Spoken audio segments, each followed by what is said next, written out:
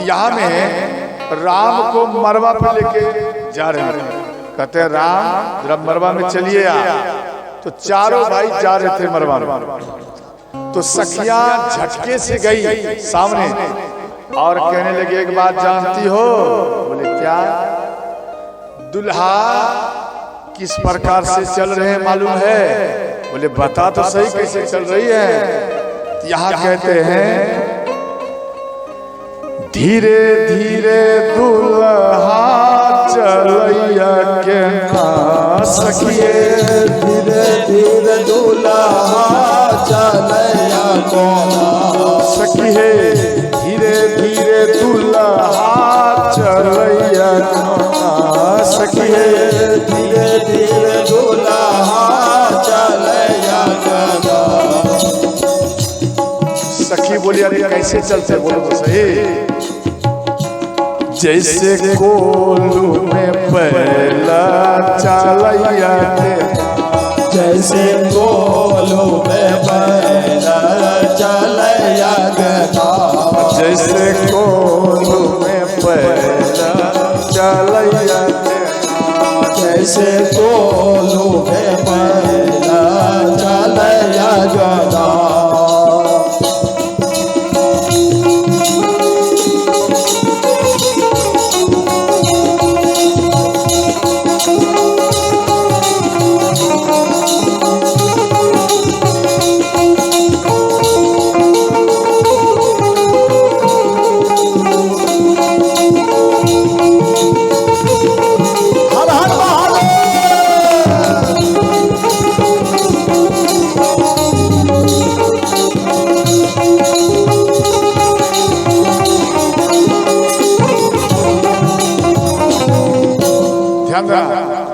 जैसे कोल्हू में, अच्छा बता कोल्हू देखे? कोल्हू कोल्हू देखी?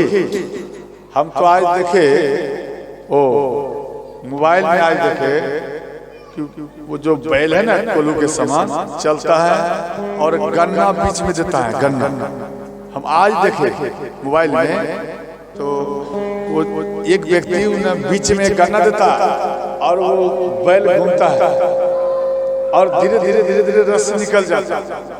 अभी तो मशीन चल गया, हम तो ये देखे लेकिन वो नहीं देखे थे, आज पहली बार देखे।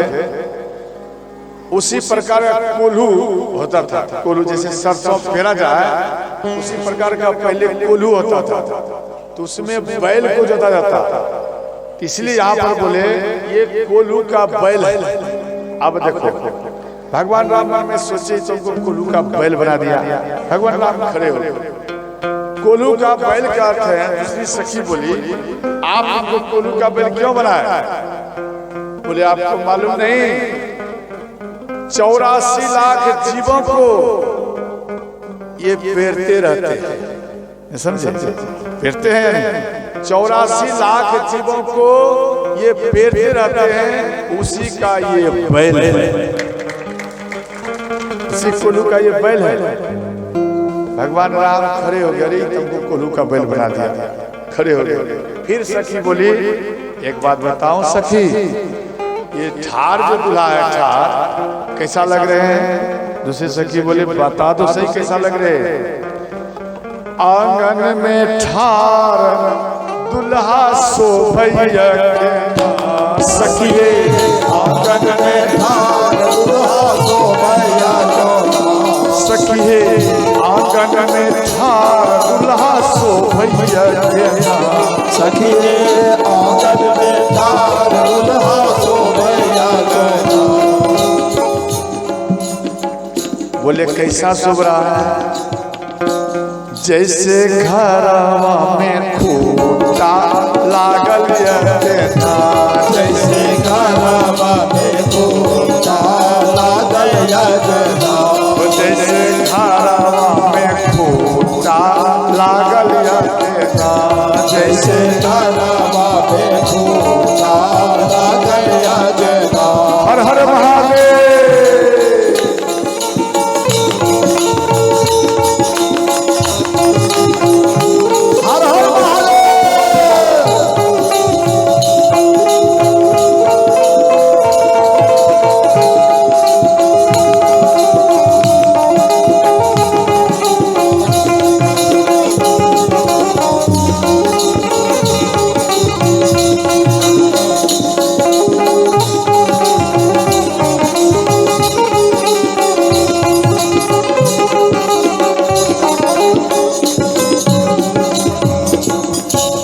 ध्यान देना, आप लोग करताल बजाने में कंजूसी करती हैं और करते हैं बहुत ज्यादा। ध्यान देना, खास कर जो पीछे में माता बैठी है वो तो पूरा 100% ही समझ लो वो कंजूसी करती है। एक बात ध्यान में रखना मेरी भैया, देखो आप जो राम राम जपते हैं और राम का नाम जो कान द्वारा आप श्रवण करते हैं, ये आत्मा को बल मिल रहा है, लेकिन इस शरीर में बल नहीं मिल रहा है। इसलिए इस शरीर में से भी राम का शब्द उच्चारण करो। क्या मालूम है इन हाथ से भी राम शब्द निकलता? देखो स्पष्ट बता रहा हूं, इसको जोड़ दो, सी मना जुड़ना, समझ गया? सी आप लोग भी करो, सी ता राम हुआ ना, हुआ या नहीं हुआ? तो ध्यान देना, जब आप करताल बजाएंगे तो पूरा शरीर में राम राम आ जाएगा, और जब आप श्रवण करेंगे बोलेंगे तो याद रखना आपके आत्मा में ही बल आ जाएगा। इसलिए करताल बजाना अत्यंत मुख्य, समझ गया? अत्यंत मुख्य है। और करताल बजाना करो, कंजूसी मत करो। नहीं समझे तो मां पृथ्वी को मुक्त किए। इसके बाद हिरण्यकश्यपु अपने भाई का मृत्यु सुनकर इनको क्रोध आया, विष्णु भगवान का ये विरोध बन गया। तो हिरण्यकश्यपु, ध्यान देना, इनकी पत्नी का नाम था क्याधो, इनकी पत्नी का नाम था क्याधो। तो क्याधो ये गर्भवती थी, और इधर हिरण्यकश्यपु ये चला गया तपस्या करने के लिए आपके इन बांका जिला, ध्यान देना, बांका जिला पड़ता मंदार है या भागलपुर पड़ता? बांका जिला नहीं पड़ता, मंदार हिल पर्वत बांका में पड़ता। तो मंदार हिल पर्वत में गए, और मंदार हिल पर्वत में हिरण्यकश्यपु तपस्या किए ब्रह्मा जी का, ध्यान देना। और इधर क्याधो गर्भवती है, इनके पेट में बालक है। देव ऋषि नारद आए और क्याधो को भगवान की कथा सुनाई। तो जो बालक थे वो बालक माँ के पेट में ही वो संपूर्ण भगवान की कथा को अध्ययन कर रहे थे, संपूर्ण अध्ययन कर रहे थे। ध्यान देना, इधर एक बालक प्रकट हुआ और भगवान नारायण के वो भक्त हुए, और इधर हिरण्यकश्यपु तपस्या कर ब्रह्मा जी को प्रसन्न कर वर पा करके घर में आए। समझ गए?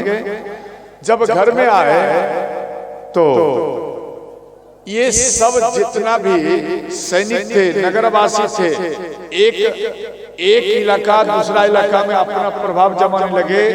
जे भगवान हम हैं, यानी भगवान का उपाधि अपना रखे, हम भगवान हैं। जो अपने सैनिकों का आदेश दिए कि जो व्यक्ति हमें भगवान नहीं माने, चाहे साधु हो, संत हो, कोई भी हो, जो हमको भगवान के रूप में हमको नहीं माने, मेरा जाप नहीं करे, जाओ अपने सैनिकों को ले जाओ, उनको समाप्त कर दो, यानी मार दो। अब ऐसा किया करें। इसी के घर में कौन आ गया? प्रहलाद। बोलो प्रहलाद कुमार की जय हो। तो प्रहलाद जी हरि का नाम लिया, हिरण्यकश्यपु के शत्रु का नाम, समझ गए? अब ये जब जाप करने लगे तो हिरण्यकश्यपु बोले, बेटा आप जो जाप कर रहे हैं ये मेरे शत्रु का है नाम, इसलिए आप मेरा जाप करिए और शत्रु का नहीं करिए। बोले पिताश्री वो शत्रु नहीं है, वो तो स्वयं भगवान वैकुंठनाथ है, उनका याद करना मनुष्य के लिए प्रथम कर्तव्य बनता है। तो अंत में इनको गुरुकुल भेजा गया, गुरुकुल में गए और गुरुकुल में इनको ज्ञान दिया गया, फिर भी श्री प्रहलाद अपने मन को नहीं बिगाड़े, वो हरदम भगवान को याद करते रहे। और अंत में एक कुम्हार समझते जो मिट्टी का बर्तन बनाते थे, वो कुम्हार उनकी पत्नी बिल्ली ना एक घरे में रख दिए थे, कच्चे घरे में। तो कुम्हार सबको चाक दिया एक दूसरे बर्तन पर और आग लगा। अब ये बात ध्यान देना, कुम्हार की पत्नी कुम्हार ने ये बात जान गई। अब ये किला किला कर रोने लगे। ये बात श्री प्रहलाद जी जान गए, प्रहलाद जी के चरण में गिर गए कि प्रहलाद जी आप कुछ कृपा करिए, भगवान को याद करिए। क्या आप भगवान को याद करेंगे कि क्या ये बिल्ली का बच्चा बच सकते? बोले अवश्य बचेगा, मारने वाला तो भगवान है और बचाने वाला भी भगवान ही है। इसलिए भगवान का स्तुति किए, भयंकर बारिश हुई, अंत में उन बच्चे को बाहर निकाला गया। ये सब भगवान का लीला और श्री भक्त प्रहलाद जी का कृपा हुआ। श्रोता, ये बात फैल गया, हिरण्यकश्यप को ये बात मालूम पड़े, हिरण्यकश्यप क्रोध में आए, इनको जहरीला सर्प के बीच में रखा गया, काला ग्रह में, समझे, काला कोठी में बंद कर दिया, जहरीला सर्प दे दिया। तो अब श्री प्रहलाद जी, ध्यान देना, श्री प्रहलाद जी उन सर्पों में भी भगवान को देखे। जैसे ही भगवान को देखे, प्रणाम किए, तो वो सर्प समझ गए तो भगवान हरि का भक्त है, तो उनको काटने के बदले और उनका स्वागत ही करना प्रारंभ कर दिया। स्वागत किया, अंधेरा है तो प्रकाश कर देना। प्रकाश कैसे आएगा? जब मणि प्रकट होगा, समझ गया? वहां पे मणि प्रकट कर दिया गया, पूरा रोशनी हुआ। हिरण्यकश्यप मन में सोचे कि यहाँ में प्रकाश कैसे हो रहा है, ये उल्टा हो गया, ये काला कोठी है, यहाँ प्रकाश नहीं हो सकता, परंतु यहाँ प्रकाश हो रहा है। तो जैसे ही सामने में गए तो वो मणि को अंदर में लिया सर्प, और प्रहलाद को बाहर मिला। प्रहलाद को हाथी के नीचे में कुचलवाया गया, प्रहलाद को पर्वत पर से फेंका गया मारने के लिए। प्रहलाद को घी का जो कढ़ाई होता, उनमें नीचे में अग्नि प्रकट कर और उन गरम तेल में इनको बैठाया गया, तो भी ये बच गया। अब ये बात आ गया होलिका के पास। होलिका हिरण्यकश्यप के पास में आया। होलिका बोली, भैया क्या बात है जे आपका होठ सुखरा? तो होलिका हिरण्यकश्यप बोले कि बहन क्या बताऊं, हम प्रहलाद को मारता हूं, ये मरता नहीं। बोले भैया ये बात, ये आप कार्य हमारे ऊपर छोड़, हम इसको अग्नि में लेकर बैठ जाऊंगे। समाज सोचेगा कि मानो ये अग्नि में होलिका जा रही है तो प्रहलाद को जाने में क्या अपराध है। प्रहलाद नहीं जलेगा, होलिका भी नहीं जलेगी, समझ गए? इसलिए अग्नि प्रकट किया जाए, तो लकड़ी इकट्ठा किया, अग्नि लगा दिया। होलिका ध्यान देना, अपने भाई को बोली कि भैया आपको ब्रह्मा जी का एक चादर मिला है, वो चादर ढक लूंगी तो हम नहीं जलूंगी, और कौन जलेगा? तो जल जाएगा श्री प्रहलाद ही जल जाएगा। हिरण्यकश्यप मन में विचार किया, बहन बहुत सुंदर बात। अग्नि प्रकट किया, होलिका ये प्रहलाद जी को लेकर बैठ गए। प्रहलाद जी लेकर बैठे, अग्नि प्रकट हुआ। अब जब अग्नि जब होलिका के शरीर में लग गया, ध्यान देना, जब होलिका के शरीर में अग्नि पकड़ लिया और श्री प्रहलाद जी भगवान का याद करने में मस्त हो गए, भूल गए कि होलिका जल रही है या नहीं जल रही है, इनको मालूम नहीं पड़ा। अब होलिका श्री ब्रह्मा जी को दोषी ठहरा रहे हैं। हे ब्रह्मा जी, आपका वरदान झूठा, आप झूठा। ब्रह्मा जी प्रकट हो गए। ब्रह्मा जी बोले, होलिका सावधान, मेरा वरदान कभी फैल नहीं होता है, मिथ्या नहीं होता। तू प्रहलाद के जैसा भक्त के ऊपर ये चादर का उपयोग किया है, मेरा वरदान का उपयोग किया है, इसलिए ऐसे भक्तों के ऊपर में मेरा वरदान भी काम नहीं करेगा। अंत में वो खिलाते हुए होलिका जलकर भस्म हो गई।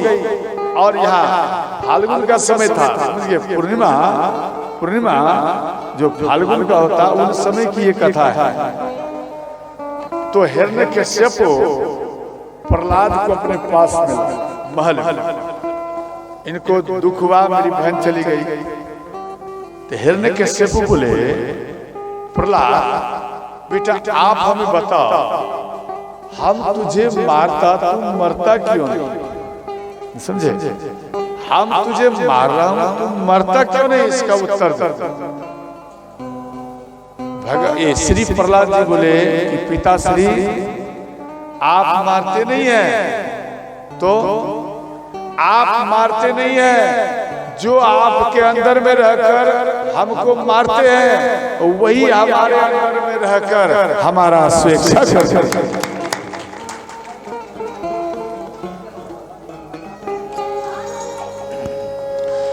हरि व्यापक सर्वत्र समान, हरि व्यापक सर्वत्र समान। यहाँ कहते कि पिताश्री हर जीव में भगवान है। बोले क्या हर जीव में है?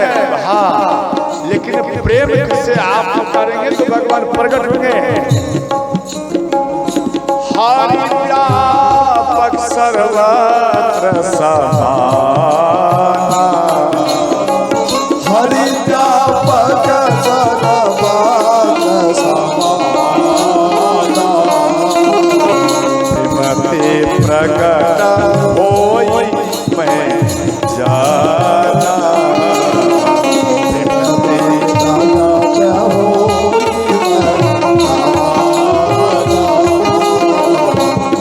कहते हैं हे भक्तों, निर्मल मन जन सो मोहि पावा, निर्मल मन जन सो मोहि पावा। मोहि कपट छल छिद्र न भावा, मोहि कपट छल छिद्र। हर हर महादेव।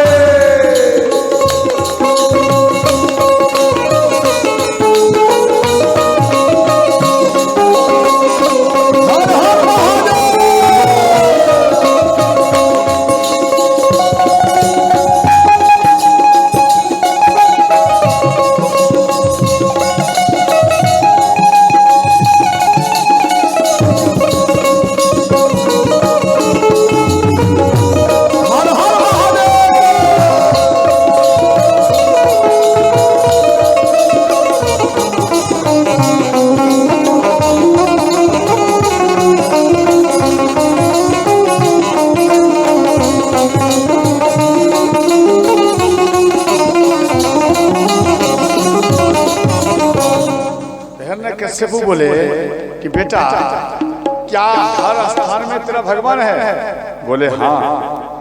क्या इस खंभे में भी है? बोले पिताश्री इस खंभे में भी भगवान है। बोले अच्छा, क्या तुझे दिखाई देता?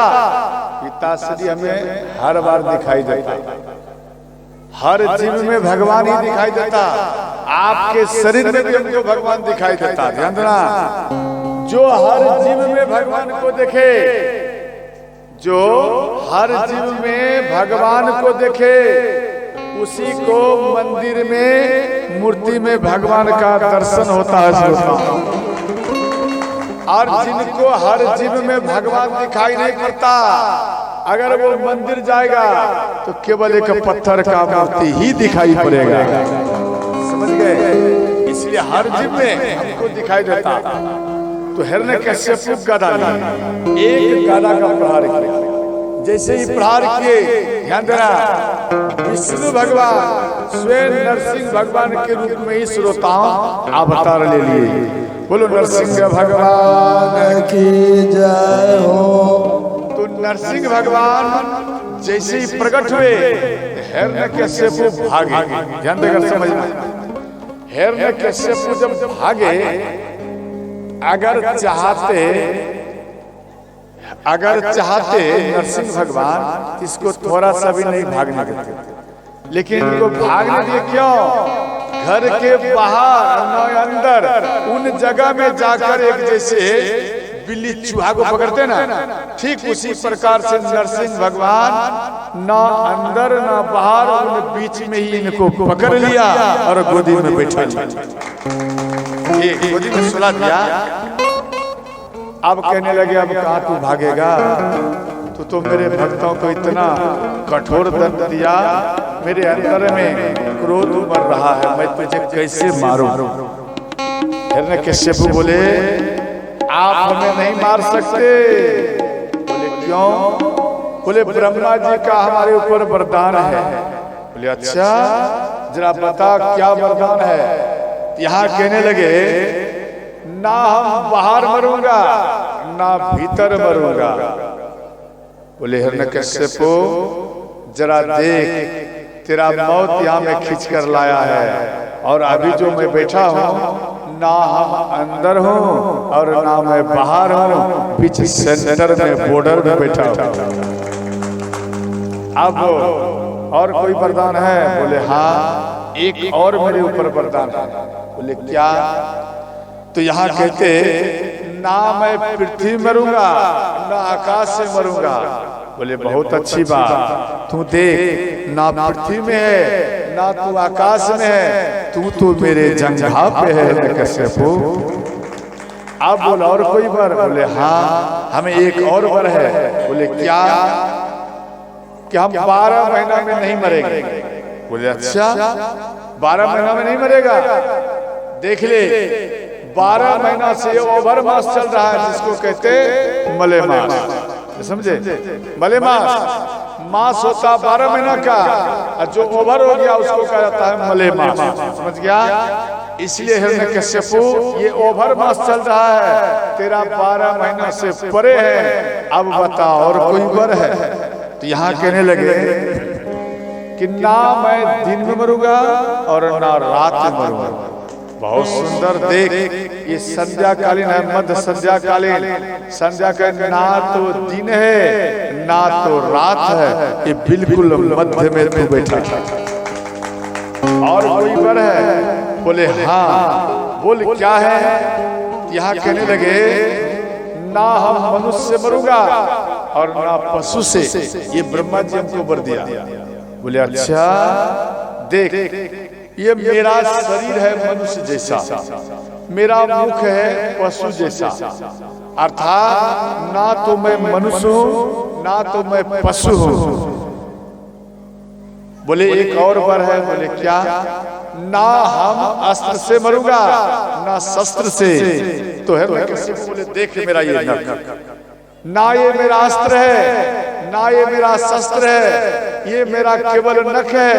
भगवान शिव को याद किए, इनके पेट में अपने नख को घुसाए, इनके पेट को फाड़ दिए। अब इनके पेट को फाड़ दिया और जमीन में फेंक दिया। इनके अंदर में क्रोध आया, अग्नि प्रकट हुआ इनके मुख में। तो भगवान भोलेनाथ, भगवान ब्रह्मा जी आए। भगवान ब्रह्मा जी समझाने के लिए आए नरसिंह भगवान को, प्रभु आप शांत हो जाइए। नरसिंह भगवान ऐसा फुफकार मारे कि नरसिंह ब्रह्मा जी भाग गए। भगवान शिव आए, एक फुफकार मारे, भगवान शिव भी भाग गए। और अंत में सब देवताओं ने मीटिंग किया, इनका क्रोध, माँ लक्ष्मी आएगी, शायद इनकी पत्नी है, इनको देखने से क्रोध शांत हो जाए। तो श्रृंगार कर माँ लक्ष्मी आए। जैसे ही निवेदन किए, नरसिंह भगवान ने एक फुफकार मारे तो माँ लक्ष्मी भयभीत होकर भाग गए। और अंत में सब कोई मीटिंग किए, अब क्या होगा? अब एक मार्ग बचा। बोले क्या?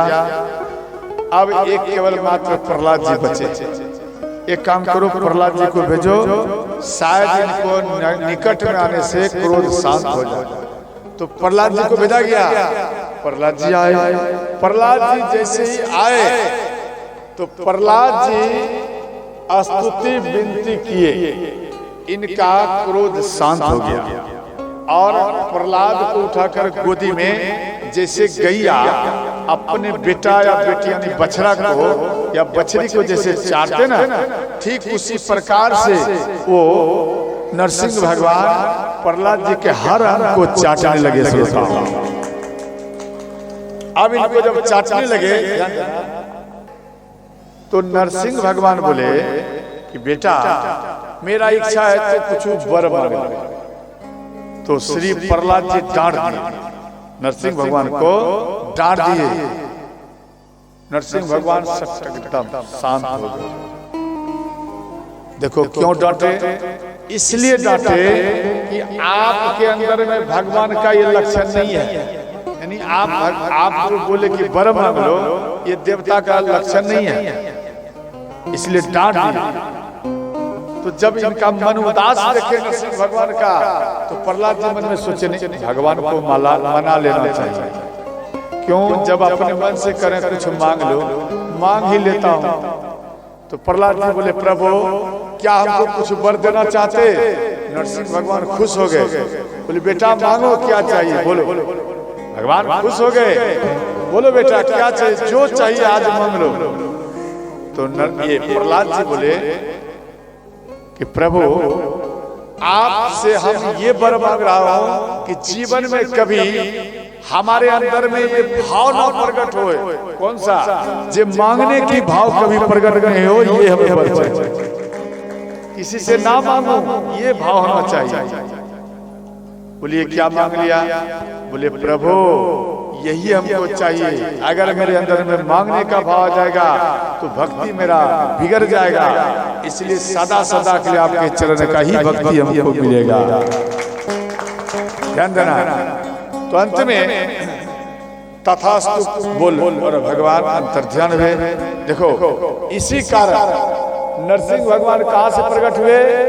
खुट्टा से। इसलिए बोले सखियां सब ये तो घर का ये खुट्टा है, खुट्टा। भगवान राम तेजी में चले। भगवान राम बोले हमने खुट्टा बना दिया। भगवान राम तेजी से चले। यहाँ सखियां कहती, एक बार जानती हो जो तेजी से झटकते हुए दूल्हा जा रहा है कैसा लग रहा है? बोले बता तो सही कैसा लग रहा है। यहाँ कहती है तेजी से दूल्हा चलैया के सखिए, तेजी से दूल्हा चलैया के सखिए, तेजी से दूल्हा चलैया के सखिए, तेजी से आ जाइए।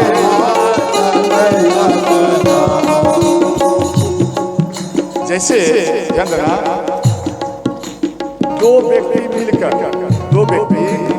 मिलकर बकरा को खींचते और एक व्यक्ति काटते हैं, समझे? एक व्यक्ति पूरी खींच रहा है, एक व्यक्ति टेंट पकड़ कर खींच रहा है। अब वो बकरा अगर छूट जाए तो बकरा क्या करेगा? खड़ा रहेगा। बोलो ना या नहीं? जैसे बंधन से पकड़ा पागल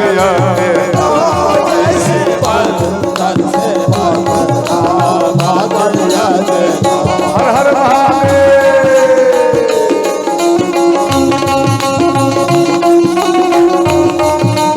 हर हर महादेव।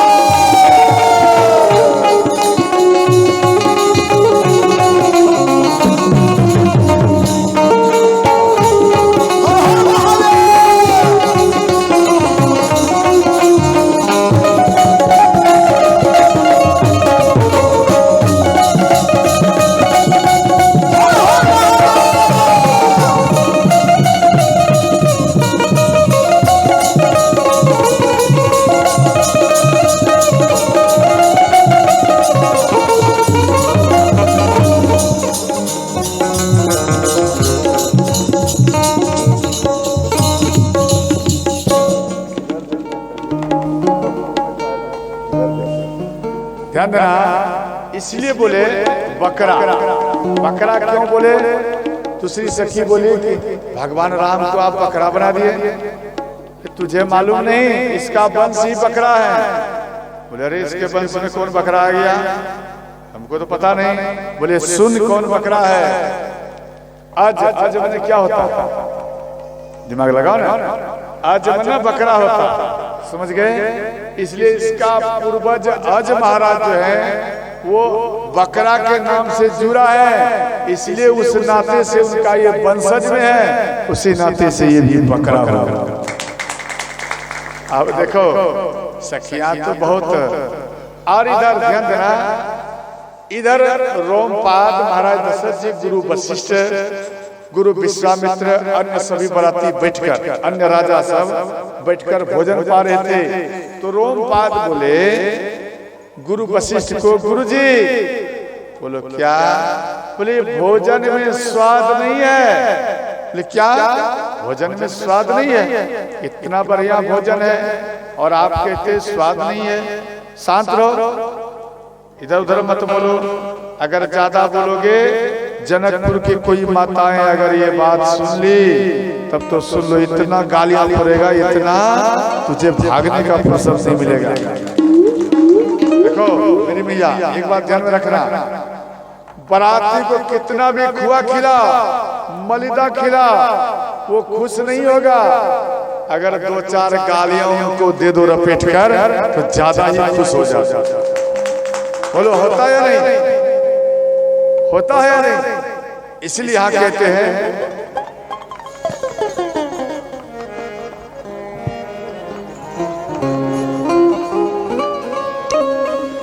राम जी से पूछे। एक वृद्ध माता ये बात को सुन ली। गुरु वशिष्ठ जो बोले स्वाद अच्छा नहीं है, ये बात वो सुन ली वृद्ध माता। और वृद्ध माता चल दी अपने सखियों में, समझे? सबका एक सखी होती है, आज सबका एक गुट होता था, तो उनमें चले गए। और यहाँ इधर सखियां सब राम को गालियां दे रही हैं। राम को कहते राम जी से पूछे जनकपुर के नारी, बता लोग बातें काहे कारी, बता लोग बातें काहे कारी, बता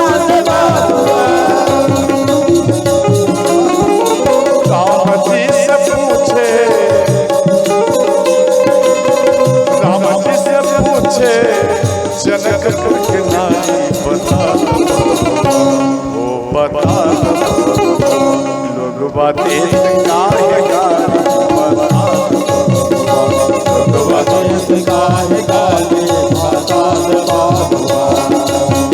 हर हर महादेव।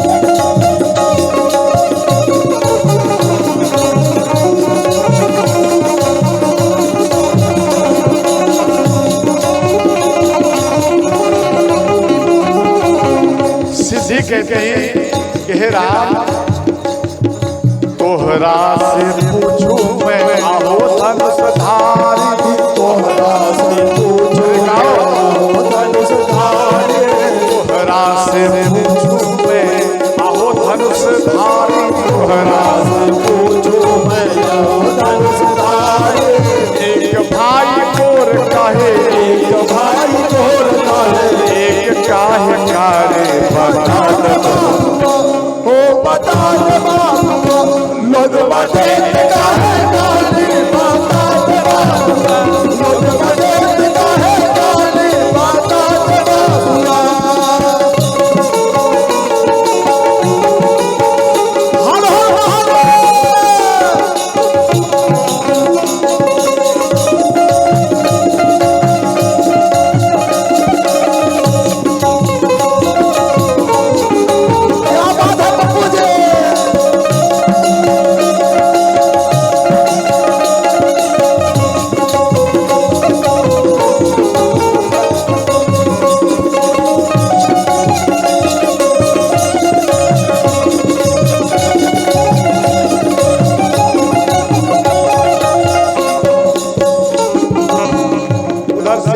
माता आई, वो कहने लगी एक बात बताओ,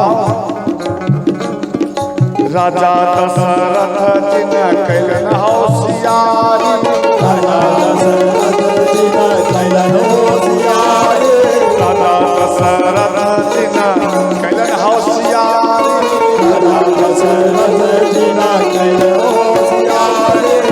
एगो मरद पर एगो मरद पर तीन तीन गो नारी पर, हो बतास बाबुआ, लोग बने काहे गाने, बतास बाबुआ, लोग बने काहे गाने, बतास बाबुआ। हर हर महादेव।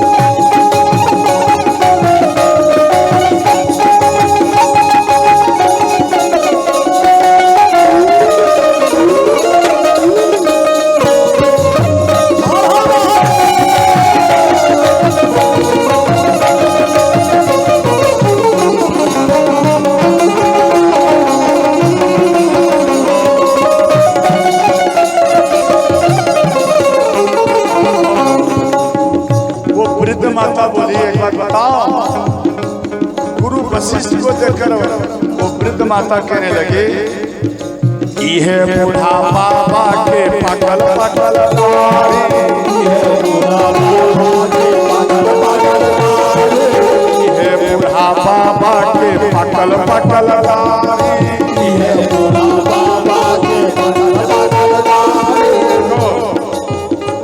जैसे ही यह बात वृद्ध माता बोली, गुरु वशिष्ठ कहते ब्रह्माद गलती किया है और देख अब ये वृद्ध माता गालियां हमको दे रहे हैं। ब्रह्माद कहते हैं गुरु जी भोजन तो बहुत स्वादिष्ट है, देखो तुरंत पलट गया, बोले भोजन तो बहुत सुंदर है, आनंद आ रहा है, आहा बहुत अच्छा भोजन है। गुरु वशिष्ठ बोले क्यों नहीं, गालियां हमें पड़ रहा है और तेरे अंदर में खुशियां का बौछार बरस रहा है। ये बूढ़ा बाबा के पकल पकल नारी, ये बूढ़ा बाबा के पकल पकल नारी, ये बूढ़ा बाबा के पकल पकल नारी, ये बूढ़ा बाबा के पकल पकल नारी। देखना पातर चितर पातर चितर, देखना पातर चितर, देखना पातर चितर, हाय भरी थारी बता मन बने काहे गाने, बतास बाबुआ, मन बने काहे गाने, बतास बाबुआ।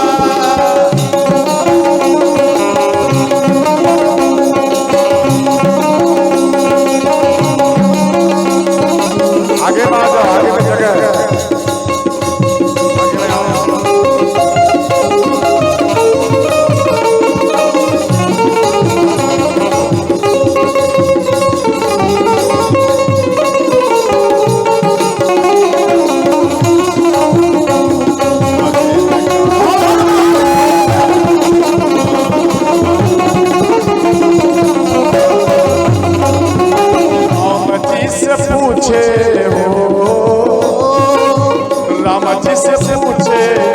जनकपुर के नारी बता दो बबुआ, लोगवा देत काहे गाने, बतास बाबुआ, मन बने काहे गाने, बतास बाबुआ, लोगवा देत काहे काहे, बतास बाबुआ, मन बने काहे गाने, बतास बाबुआ, मन बने काहे काहे,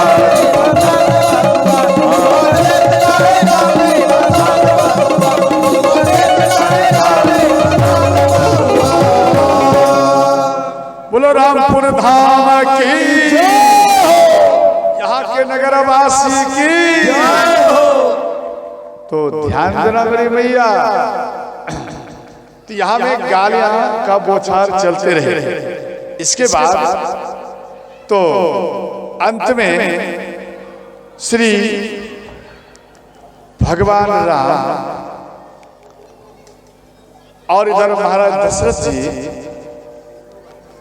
नित उठी पिता अवधपति मांगा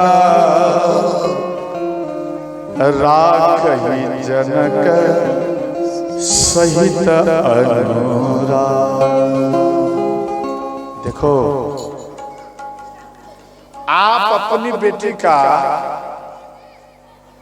जब तक मानो आपकी बेटी जन्म लिया और आपकी बेटी धीरे धीरे बड़ी हुई, समझ गए, तब तक आपको कोई फर्क नहीं बुझाएगा। बेटी बड़ी हो गई, सियानी हो गई, आपको कुछ भी फर्क नहीं आएगा। तो आपको थोड़ा सा भी तनिक भी फर्क नहीं आएगा।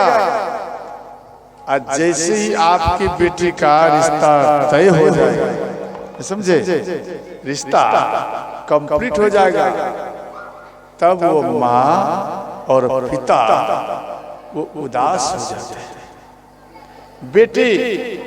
बेटी का चेहरा देखकर, बेटी का रूप देख करके पिता उदास हो जाते हैं। और बेटी बचपन से लेकर बड़ी हुई, वो बेटी थोड़ा सा भी दुख में नहीं आई। आज जैसे ही रिश्ता कंप्लीट हुआ तो पिता को देखकर, माँ को देखकर वो बेटी एक कमरे में बंद हो जाती है, अपने पिता को याद करती, अपने माँ को याद करती। बेटी क्या करती, ध्यान देना, वो रूम में पैक है, अंदर में पैक है, और खिड़की में खोल लिया, खिड़की में एक दरवाजे में थोड़ा सा खोल लिया, और माँ और पिता का दर्शन करती है। और माँ और पिता वो रोते हैं। बेटी जब देख लेती कि मेरे वियोग में मेरे पिता रो रहे हैं, अपने पिता को याद करके बेटी ये भी रोने लगती है कि अब हम मात्र 2 दिन का है या 5 दिन का है, इसके बाद घर को छोड़कर अब हम यहाँ में से चले जाएं। इस प्रकार का भाव बेटी में आ जाता है। ध्यान देना। तो बेटी का जब जैसे विवाह हो गया, पिता उत्साह में रहते, उमंग में रहते कि हमारी बेटी का विवाह हो रहा है, और कितना खर्च हुआ, वो पिता थोड़ा सा भी नहीं पीछे हटते, जितना खर्च हो जाए। पिता के अंदर में तो इतना भाव आ जाता है, उनके अंदर में ऐसा सोच आता कि पिता के बेटी के लिए अगर पूरा जायदाद भी उड़ जाए, यानी बिक जाए, लेकिन एक भी सामान बेटी के लिए कम हो, वो पिता सहन नहीं कर पाता।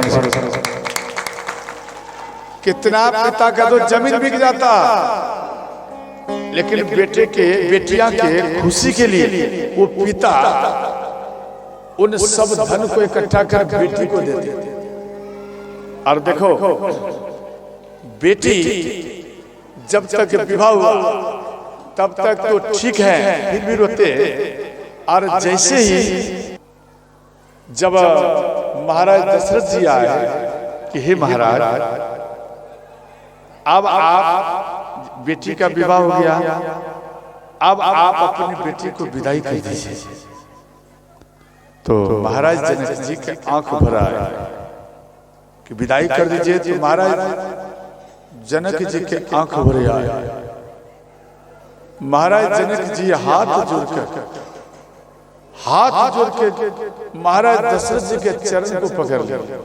बोले, हे महाराज, इतना दिन आप रह गया, अब कुछ दिन और आप रहिए। तो महाराज दशरथ जी इन बात को सुनकर ये चले गए। इस प्रकार से डेली आवे, डेली टारगेट। अंत में गुरु वशिष्ठ, गुरु विश्वामित्र, गुरु सतानंद, ये सब मिलकर महाराज जनक जी को समझाने के लिए आए। महाराज दशरथ जी बोले कि हे महाराज, आप अपना बेटी को अब आप विदाई करते थे। महाराज जनक जी देखो कितना भी खर्च हुआ पिता रोते नहीं, और उन पिता को एक बार बोल दो, प्यार से बोलो तो चलेगा, लेकिन कई ऐसे लड़के के पात्र होते डांट के पिता को बोल देते, विवाह हो गया जल्दी विदाई करेंगे, इतना डांट के बोल देते, वो पिता रोने लगते। वो पिता और माँ इनके डांट कर्म वचन सुन वो पिता रोने लगते, माँ रोने लगती है कि विधाता विवाह किया अच्छा देखकर, परंतु सिंदूर दान होते ही व्यक्ति बदल गया, और फिर भी हाथ जोड़कर कहते हैं कि कम से कम कुछ दिन और रह जाइए, आप कुछ दिन और रह जाइए। ठीक से सुबह नहीं हुआ है, ठीक से वो पिता एक पल तक नहीं हो रहा, बेटी के याद में पिता रात भरी जगे रहते, रात भरी जगे हैं कि आज मेरी बेटी का विवाह हो रहा है, सुबह होते हमारी बेटी छोड़कर चली जाएगी। वो पिता रात भर जगे हैं, माँ जगी है, और ठीक से सुबह नहीं हुआ, और वो लड़का वाले आ जाते, ए जल्दी में विदाई करो, जल्दी में विदाई करो। तो माँ और पिता वो रोने लगते कि कुछ दिन और रह जाइए, नहीं नहीं जल्दी में विदाई करो। लड़का वाला कैसे करते मालूम, जैसे एक बकरी या बकरा को आप बेच दिया तो कसाई कैसे रस्सी से गले में रस्सी बांध करके घिसता है, वो बकरा बकरी को गले में रस्सी से खींचता है, और वो रोता है अपने परिवार के लिए, जिन परिवार ने उन बकरा बकरी को भोजन दिया, जिन्होंने उनको पाला, वो उनकी माँ और पिता हो गए, और उनके सामने वो रोते कि मेरे परिवार के व्यक्तियों आपने हमको पाला, और आपके सामने में हमारे गले में पट्टा लगाकर देखो कैसे घिसिट घिसिट कर हमको लेके जा रहा है, आप हमें बचाओ, आप हमें बचाओ। इस प्रकार से वो बकरा बकरी रोता है कि आप हमें बचाइए, आप हमें मत जाने दीजिए, अगर हम चले जाएंगे तो ये हमको जीते जी काट देगा, मार देगा, आप हमें बचाओ। उस प्रकार से बेटी, उसी प्रकार से बेटी को घिसते हुए कठोर वचनों से कहते हुए उन बेटी को लेकर जाने लगते हैं, और इस बात को सुनकर माँ और पिता रोने लगते। माँ पिता फूट फूट कर रोती है कि बेटी एक बचपन से तुझे पाला, और आज बेटी तुझे लेकर ये मेरे सामने में कठोर वचन कहते हुए बेटी आज तुझे घसीट कर ले जा रहा, मेरे अंदर में वो पावर नहीं बेटी जो मैं तुझे रोकूं, मेरे अंदर में सामर्थ्य नहीं जो तुझे मैं रोकूं। हे विधाता, ये कैसा आपने नियम बनाया, ये कैसा नीति बनाया जो मेरे सामने मेरे बेटी को घसीटते हुए लेके जा रहा। वो पिता रोता है, फूट फूट कर रोता है। तो यहाँ महाराज दशरथ जी ध्यान देना, बेटी पिता के, ध्यान देना, बेटी के पिता वो रोते, और बेटी के यानी पिता के वचन को ठीक से रखने के लिए बेटी नगर में भिक्षा मांगती है, जिसको आप कहते हैं बिलो की मांगना। उसी प्रकार से बेटी अपने पिता के कर्मों को यानी अपने पिता के वचन को कंप्लीट करने के लिए वो बेटी रोते हुए वो दूसरे के घर में, तीसरे के घर में, 5 घर में जाकर के वो बेटी रो रो कर भिक्षा मांगती, अपने सुहाग की भिक्षा, और होती है माँ आज ये मांग रहा हूँ, और आज के बाद हम आपके दरबार में ये बेटी कभी मांगने के लिए नहीं आई, आज ये बेटी आपके नगर को छोड़कर आज भर है इस गांव में, इन नगर में हम खेली हूँ, कूदी हूँ, और मेरा शरीर में मेरा यहाँ पालन हुआ, और आज इनको छोड़कर माँ मैं चला जाऊँ। इस प्रकार बेटी रोती है, पिता रोते हैं अपनी बेटी के वियोग में। और इधर ये बात पूरे जनकपुर में फैल गया और महाराज जनक जी वो सुनैना माता के पास में आकर बोले कि देवी अब अपनी बेटी सीता को विदाई करना पड़ेगा, क्योंकि महाराज दशरथ जी अब काफी समय हो गया, वो नहीं मान रहा है, अब मेरी बेटी को विदाई करना पड़ेगा। माँ सुनैना रोने लगी। नगरवासी सब हजारों संख्या में इकट्ठा हो गए, अपार संख्या में इकट्ठा हो गए जे आज हमारी बेटी नगर को छोड़कर चली जाएगी। तो अपनी बेटी सीता को माँ सुनैना गोदी में लिए और समझाती है, बेटी आप ससुराल में जा रही है, सबसे पहले बेटी ध्यान देना, देखो बेटी को ज्ञान देना करो। यहाँ माँ कहती बेटी आप ससुराल में जा रही है, बेटी सबसे पहले जब आप भोजन बनाना तो आप घर में जितना सदस्य है बेटी उन सबको पहले आप भोजन पवाना, और अंत में जो कुछ भोजन बच जाए बेटी अंत में आप पाना भोजन। अगर बेटी मानो भोजन नहीं बचा तो बेटी घबराना मत, कभी किसी के पास में शिकायत मत करना। एक काम करना बेटी, एक गरम गिलास में पानी कर लेना, गरम पानी एक गिलास में कर लेना और थोड़ा नमक को डाल देना, और अपना संस्कृत को बचाने के लिए बेटी आप इन नमक वाले जल को एक गिलास राम राम कहते हुए पी लेना, लेकिन बेटी किसी के सामने मुख को मत खोलना। जे आज हम भूखे हो ये कभी मुख नहीं खोलना बेटी, हाथ जोड़कर विनती है बेटी। पहले तुझे पिता एक थे, पहले तुझे पिता एक थे बेटी, अब तुझे पिता दो है, माँ दो है। एक तो आपके माता पिता है और दूसरा आपके पति के जो माँ है पिता है, ये भी अब आपके ही माँ पिता हुए, अर्थात दो पिता और दो माँ है बेटी। इन दोनों के परिवार को आप कैसे चलाओगे बेटी, ये अब आज के बाद तेरे ऊपर जिम्मेदारी। इतने में राम आए, इतने में राम आ गए, अपनी सास माँ सुनैना के चरण में प्रणाम की और भगवान राम बोले, भैया इन बेटा को आदेश दो माँ, अब मैं जा रहा हूं। माँ सुनैना सीता माता को गोदी में से उतार दी। माँ सुनैना बोली कि हे राम, पूरा जगत आपको भगवान कहता, परंतु हमें ये मालूम नहीं आप भगवान हो या क्या हो, परंतु हम इतना जानते कि आप मेरे दामाद हो और हम कुछ नहीं जानते।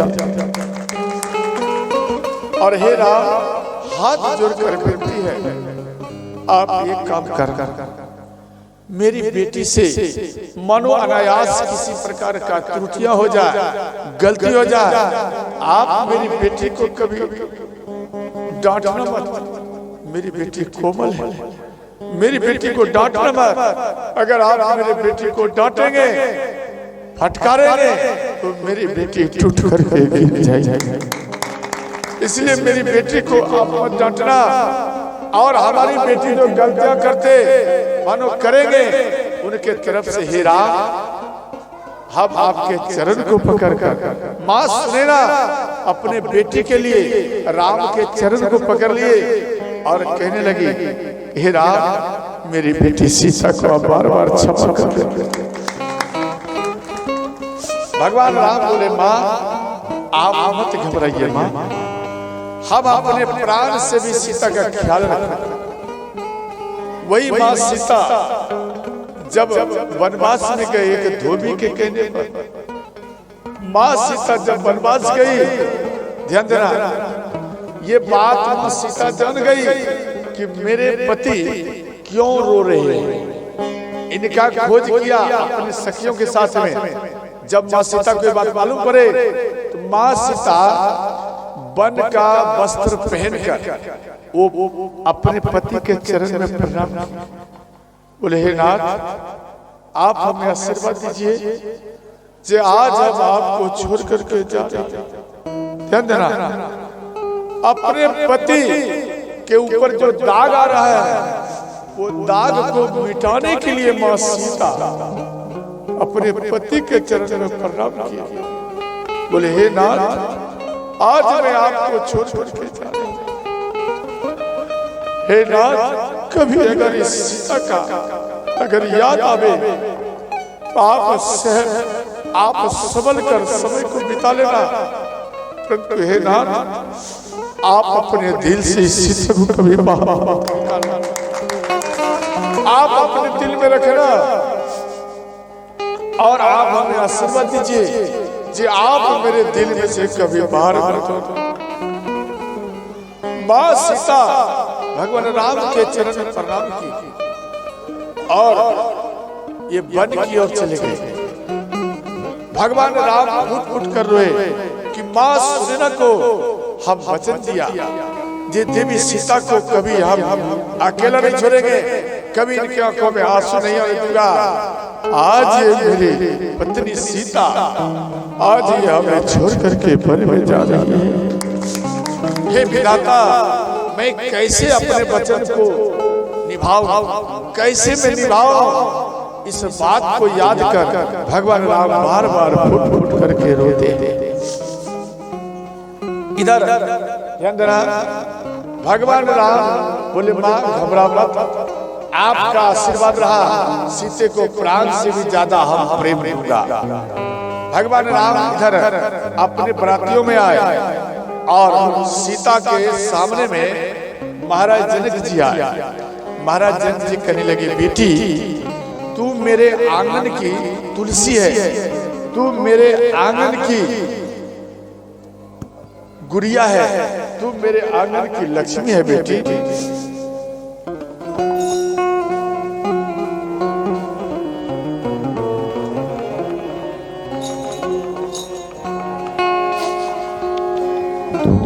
लक्ष्मी मेरे आंगन की, तू लक्ष्मी मेरे आंगन की, तू लक्ष्मी मेरे आंगन की, तू लक्ष्मी मेरे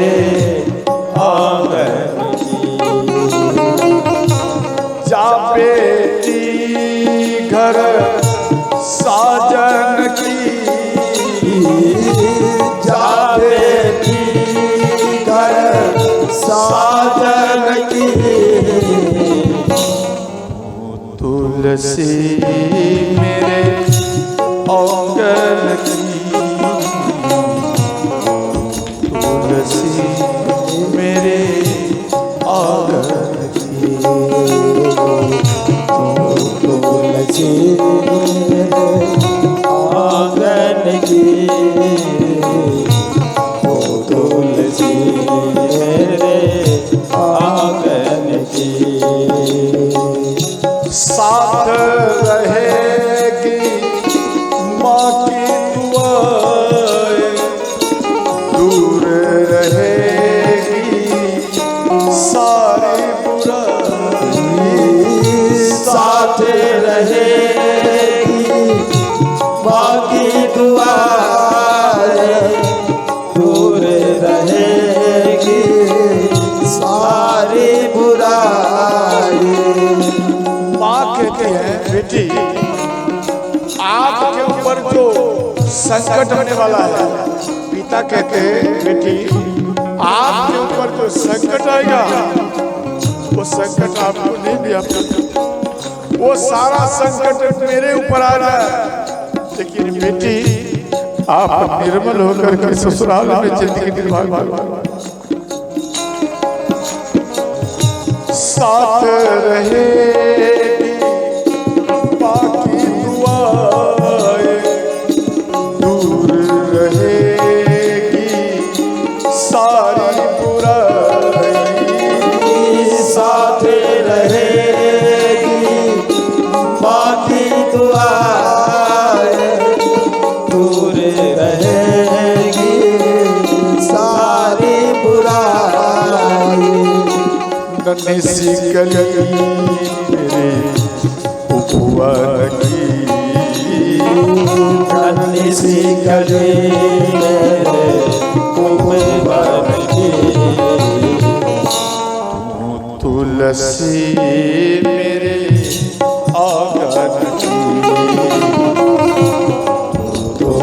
तुलसी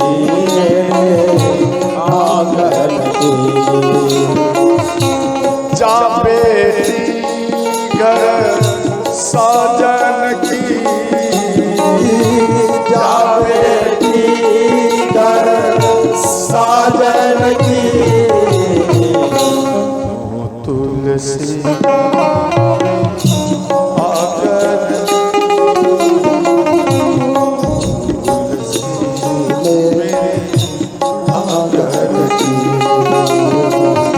बेटी जब जब छोटी थी ना उन समय में जब गोद में थी तो उन समय में जब हम सोया करे तो बिछावन में आप मल मूत्र कर लेती थी, नींद में आप मल मूत्र कर लेती थी। अरे बेटी उनको हम सफाई करके और उन भीगे हुए वस्त्रों में हम सोया करके ये माँ कहते थे उन भीगे हुए वस्त्रों में हम सोया हुआ करती थी। और बेटी जहाँ में सूखा था उन स्थान में बेटी हम तुझे सोया करते थे। ये बचपन का याद दिला रहे हैं। नींद की जैसी दौलत खोई जब तू सोई तब मैं सोई। नींद की जैसी दौलत खोई जब तू सोई तब मैं सोई। ये तो कहानी तेरे बचपन की, ये तो कहानी तेरे बचपन की। तू लक्ष्मी मेरे आंगन की, लक्ष्मी आंगन की। जा बेटी घर साजन की, जा बेटी घर साजन की। तुलसी मेरे आंगन की, तुलसी मेरे आंगन की। बेटी आपको तो पिता तो माँ है, अब इसका लाज कैसे बचाएगी? देखो जब बेटा और बेटी मानो कुंवारी तो उन टाइम में जिम्मेदारी एक है, माँ एक पिता एक। अब जैसे विवाह हो गया तो बेटा का उतना जिम्मेदारी नहीं होता जितना बेटी का जिम्मेदारी होती है, समझ गए? इसलिए वह बेटी को कह रहे हैं बेटी बाबुल का बस ये है कहना लोग लाजई जग है कहना। बाबुल का बस ये है कहना लोग लाज जग है कहना। बाबुल का बस ये है कहना लोग लाजई जग है कहना। बाबुल का बस ये है कहना लोग लाज जग है कहना। लाज बचाना बेटी असवर की, लाज बचाना बेटी असुवन की।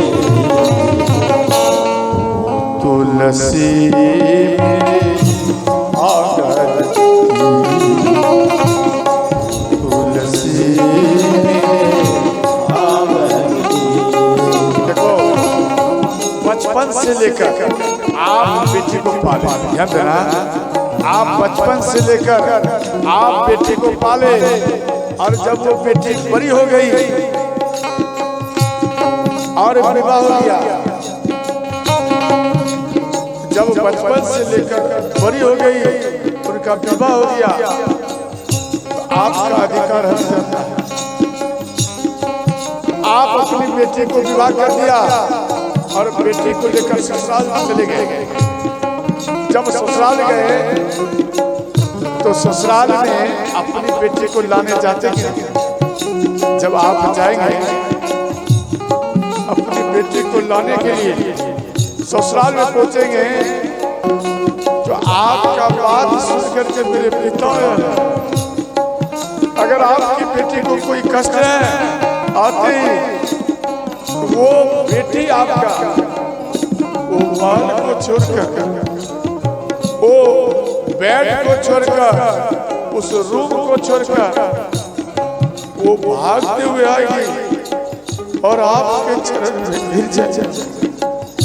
आपकी बेटी आपके चरण में गिर जाएगी और रोएगी कि हे पिताश्री, आप इतना खर्च किया और मेरे लिए जे सुख घर भेजा, और वो बेटी आपको नहीं बताएगी। जो कष्ट हो रहा है वो बेटी अपने अंदर में बिठाकर और पिता के चरण को, भाई के चरण को पकड़कर आपकी बेटी आपके पास में रोती है। वो बेटी आपके फूट फूट कर रोती है कि हे पिताश्री, आप मानो कि आप पूरा फैमिली एक जगह है, उन बीच में से केवल एक बेटी निकलकर दूसरे के घर में जाती है। उनको ये भी कोई कहने वाला नहीं बेटी आपने भोजन पाया या नहीं पाया, बेटी आप मुझे किया या नहीं किया, बेटी कोई दिक्कत नहीं है आपको, कोई कहने वाला नहीं।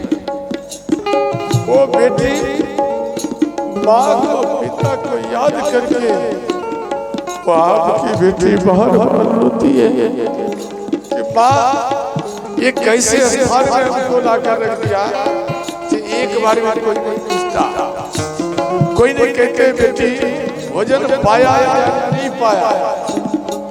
अपनी माँ को याद करती है वो बेटी।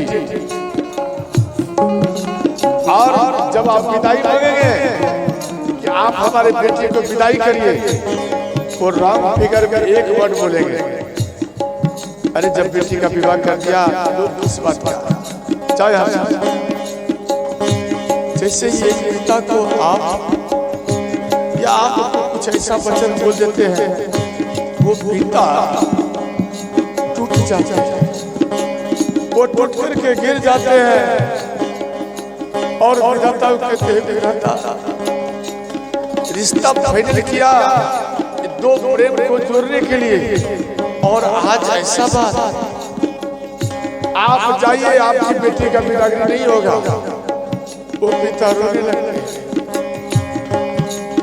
वो लड़के के पिता के चरण को पकड़ लेते, सब्जी साहब अभी हमारी बेटी बच्ची है, अभी नया है, आप मेरे बेटे को विदाई कर दीजिए। बेटी का दुख पिता और माँ जानते, वो लड़का के व्यक्ति नहीं जानते कि बेटे का क्या दुख होता। वो कभी कभी ऐसा रिश्ता मिलते जिस प्रकार से कसाई व्यवहार करते बकरा बकरी के साथ में, उसी प्रकार का व्यवहार आपके बेटे के साथ करता है। और वो पिता वो रोने लगते,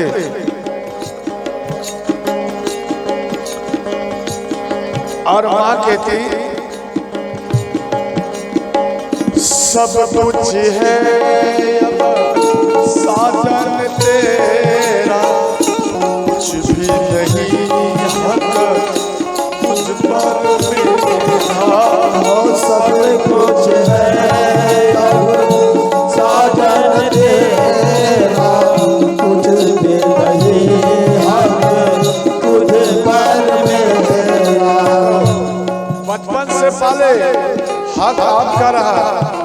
जब विवाह हो गया अब आपका हक चला गया। सब कुछ है अब साधन तेरा, कुछ भी नहीं हक तुझ पर मेरा। सब कुछ है अब साधन तेरा, कुछ भी नहीं हक तुझ पर मेरा। तू राधा अपने मोहन की, तू राधा अपने मोहन की, लक्ष्मी मेरे आंगन की, लक्ष्मी मेरे आंगन की। बेटी ये जो मेरा आश्रय बिंदु बेटी बह रहा है इसको आश्रय बिंदु मत समझना, ये तेरे पिता का रक्त है, रक्त। बाबुल किया बाज द्वार पे तेरी डोली खड़ी है। बाबुल किया बाजे रुधिर है, द्वार पे तेरी डोली खड़ी है। हालत बुरी है तेरे सखिया की, हालत बुरी है तेरे सखिया की। लक्ष्मी मेरे आंगन की, लक्ष्मी मेरे आंगन की। जनक महाराज माँ सुनना कहती बेटी राह वफा में बेटी संभलना, अब उस घर से मर कर निकलना। राह वफा में बेटी संभलना, अब उस घर से मर कर निकलना।